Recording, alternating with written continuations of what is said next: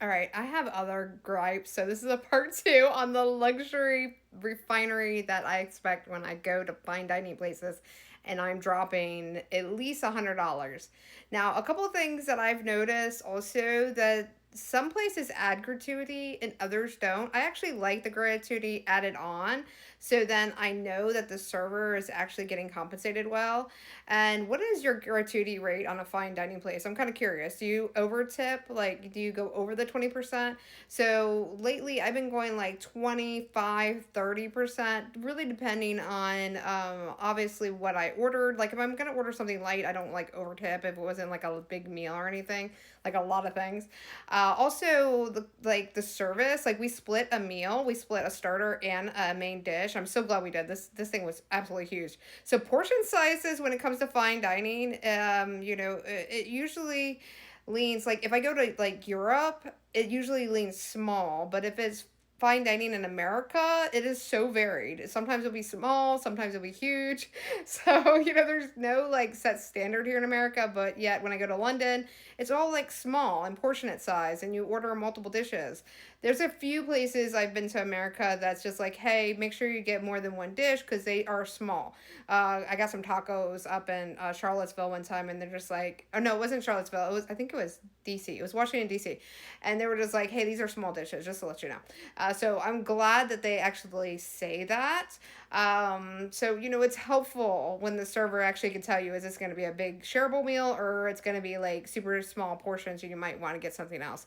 So we got this large meal, and so when I go to a fine dining place and I say, hey, we're gonna split this. I want it to come out on two different plates. I don't want to sit there at the table and try to like cut it and try to like scoop it up with no like tongs or anything. So we used the server tongs that we had for the bread, and we were separating the pasta, and it just gets messy and it doesn't look nice and it's annoying. And that is one of my other pet peeves, right? Another thing is like the atmosphere around you. Like if there is a mess, like say if they left some cleaning supplies out, or if there is a random napkin on the ground, or if a chair isn't tucked in, or if there's like stuff on the wall that you're sitting next to, or that your chair has a rip in it. That is so not luxury. And I went to a place that's very famous in Miami not so long ago that had a lot of these things I'm mentioning it. And I was shocked that this place was like so popular.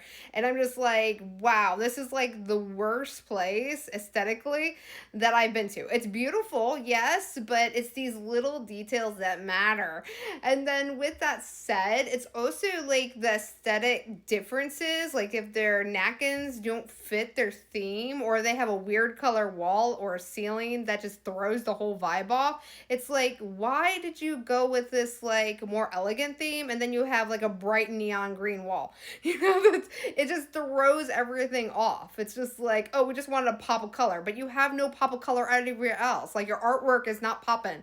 It's like very dull and just like melancholy. But yet you have this really loud like wall, and it draws all my attention to that.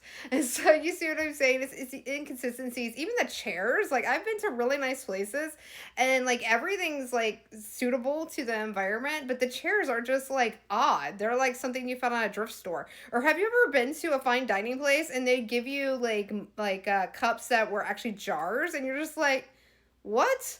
Like I came to a fine dining place. I'm gonna drink out of jars. Like what is this? So it's these little details that I notice, and I imagine that I'm not the only one. How about when you finish a meal, and there's some places that'll give you a little treat, like a little like cookie or a little like chocolate, and I like that. I like getting a little treat and feeling appreciated. I really like when I go to Ritz Carlton and they give it on a really nice platter, and they're just like, here you go, and they actually like service you in a way that's really, really high standards. I don't think I've been to a Ritz Carlton that it wasn't like premium. Like the actual waiters were dressed up in suits. They actually like presented them really well. There is some great customer service like going on with fine dining at Ritz Carlton. I was just thinking like Because I've been to some Ritz Carltons all over the world, and Ritz Carlton has to be like the number one consistent place over and over and over again. Especially, when you're going outside of the United States, I'm finding the refinery is so much better.